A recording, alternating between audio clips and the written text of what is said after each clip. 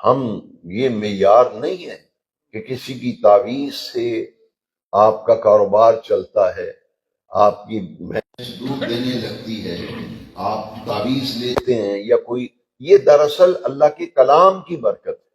جو تعویذ آپ لیتے ہیں نا، وہ تعویذ اس پر اللہ کا کلام اور آیات اگر لکھتے ہیں تو پھر آپ دیکھیے اور غور کیجئے، یہ تو اللہ کے کلام کی برکت ہے، یہ تو اللہ کے کلام کی برکت ہے، نہ کہ کسی کے ولی ہونے کی یہ علامت ہے۔ ولایت کا معیار تو اللہ کریم نے قرآن میں دیا، ان اولیاءہ الا المتقون، کہ اللہ کے ولی تو صرف وہ ہیں جن کے دامن میں تقوی ہے، پرہیزگاری ہے۔ حضرت شیخ عبد القادر جیلانی رضی اللہ تعالیٰ عنہ، آپ نے 40 برس عشاء کے وضو سے فرض فجر کی نماز پڑھی۔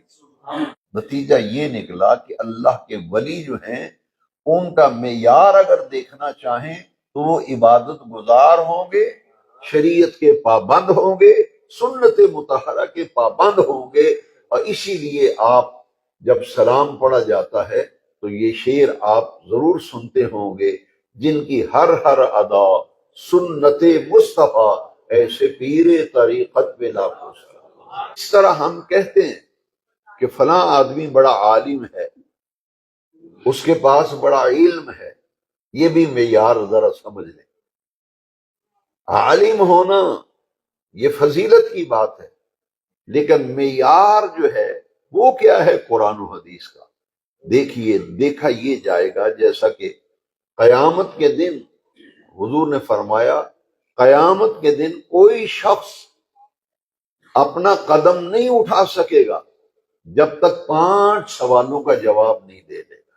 ان میں سے ایک سوال صرف میں عرض کرتا ہوں جو اس وقت میرے موضوع سے متعلق ہے۔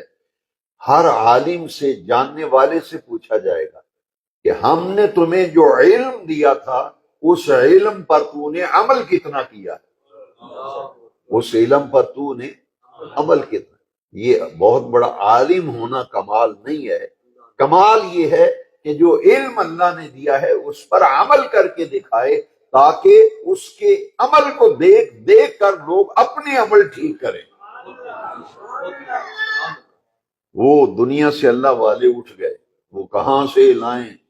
خواجہ غریب نواز شاہ اجمیر، کہاں سے حضرت داتا گنج بخش، کہاں حضرت شیخ عبد القادر جیلانی۔ یقین جانیے میرے دینی بھائیوں، میں پوری ذمہ داری سے کہتا ہوں، یہ آپ جن جن کے نام گنتے جائیں گے، وہ حضرت غوث وہاب الحق زکریا ملتانی ہو، وہ حضور شاہ نقش بند ہو، وہ حضرت شیخ شہاب الدین سہروردی ہو، میں اللہ کی عزت کی قسم کھا کے پوری ذمہ داری سے کہتا ہوں کہ ان کی واضح و نصیحت سے لوگ فائدہ اٹھاتے تھے، مسلمان ہوتے تھے، مگر سب سے بڑی خوبی یہ تھی کہ ان کا عمل دیکھ دیکھ کر لوگ اپنے عمل ٹھیک کرتے تھے۔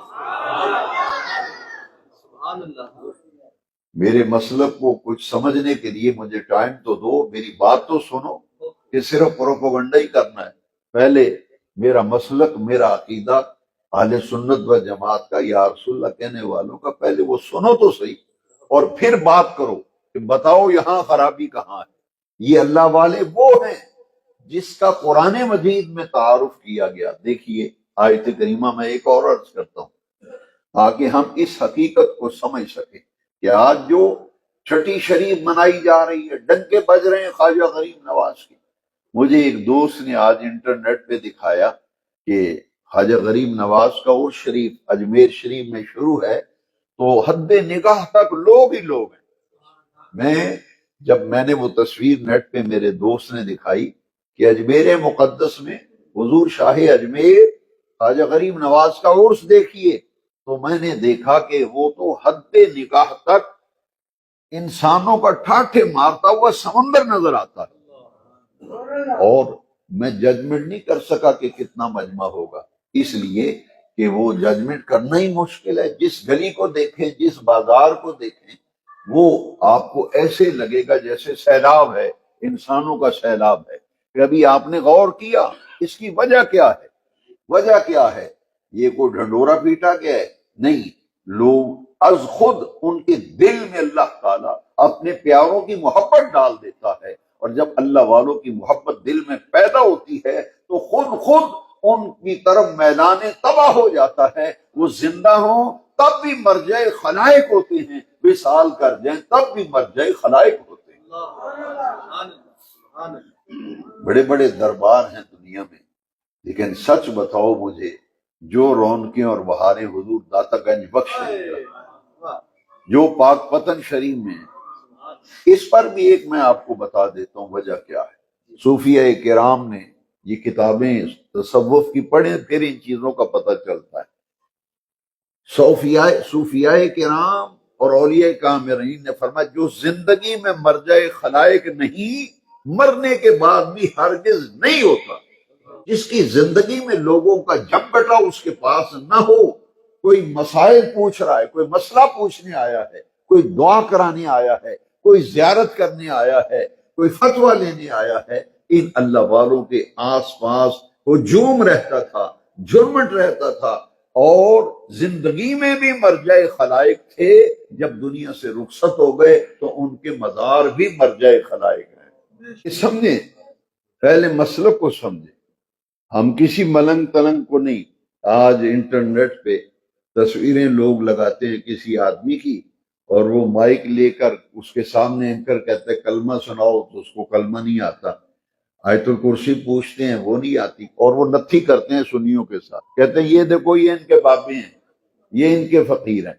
ہم مکمل برات کا اظہار کرتے ہیں، ہمارا کوئی تعلق نہیں۔ یہ ایک الگ فرقہ ہے، اس کا نام ہے ملنگ تلنگ، دین سے تنگ۔ یہ وہ لوگ ہیں، نہ نماز نہ روزہ نہ طہارت، ایسی شکلیں ہیں یوں لگتا ہے 6 مہینے نہائے نہیں، اور ان کو ہمارے ساتھ نتھی کرتے ہو، ہمارے نوجوانوں کو ورغلاتے ہو۔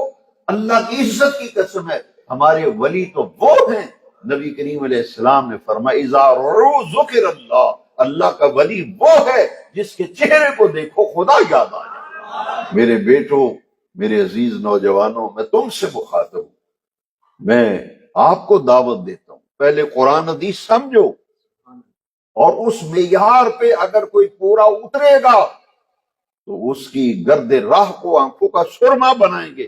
اگر قرآن و حدیث کے معیار پہ پورا نہیں اترے گا، جوتی کی نوک کی ٹھوکر پہ اٹھا کے پھینک دیں گے۔ یہ ہمارے نہیں ہیں، یہ ہمارے پیر نہیں ہیں، یہ ہمارے فقیر نہیں ہیں، ہمارے تو وہ فقیر ہیں جن کو رب نے قرآن میں فرمایا وَاتَّبِعْ سَبِيلَ مَنْ أَنَابَ إِلَيَّ، جو ہر حال میں میری طرف رجوع کرتے ہیں، ہر معاملے میں میری طرف رجوع کرتے ہیں، آنکھیں بند کر کے ان کے پیچھے پیچھے چلتے رہو۔